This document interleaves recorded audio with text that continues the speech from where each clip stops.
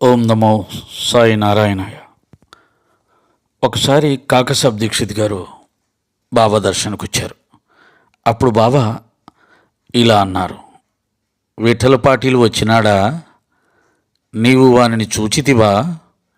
వాడు మిక్కిలి పారుబోతు, వానిని దృఢంగా పట్టుకో. ఏమాత్రం అజాగ్రత్తగా ఉన్నా తప్పించుకొని పారిపోతాడు. ఎందుకు ఇలా అన్నారు? దీని అర్థం ఏంటి? పాండురంగడు పారిపోతాడా? కాదు, మన మనస్సు పారిపోతుంది. అంటే ఎప్పుడైతే మనం భగవంతుడి మీద, గురువు మీద దృష్టి పెట్టి ఉంచుతామో అంతవరకు ఆ గురువు, ఆ పరమాత్మ మన మనసులో ఉన్నాడు. ఎప్పుడైతే మన దృష్టిని, మనస్సును వేరే విషయాల్లోకి మళ్ళిస్తామో అక్కడే ఉన్న పరమాత్మ అక్కడే ఉంటాడు, ఎక్కడికి పోడు. పరమాత్మ, ఆత్మ అంతా ఒకటే కదా, ఎప్పుడు అక్కడే ఉంటాడు. కానీ మన దృష్టిని మనం ప్రపంచ విషయాల వైపు మళ్లించడం ద్వారా ఆ పరమాత్మ కనిపించడు.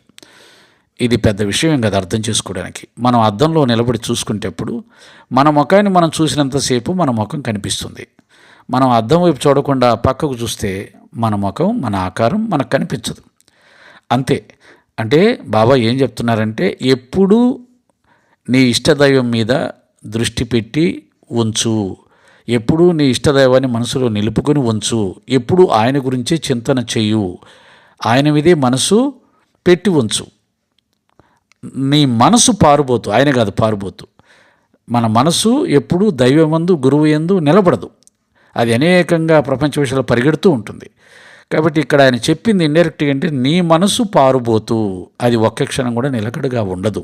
కాబట్టి జాగ్రత్త. ఆ విఠల మీద నీ దృష్టి నిలబెట్టి ఉంచే ప్రయత్నం చేసుకో. నీ మనసు పారుబోతు, ఇక్కడ విఠలుడు పారుబోతు కాదు. ఈ యొక్క బాబాగారి అమృతమయమైనటువంటి మాటల ద్వారా మనం గుర్తించవలసింది, చంచలమైన మన మనస్సును మన ఇష్టదైవం మీద, గురువు మీద నిలిపి ఉంచే సాధన చెయ్యాలి అని స్వయంగా బాబాగారు చెప్పిన విషయం. సాయిరాం.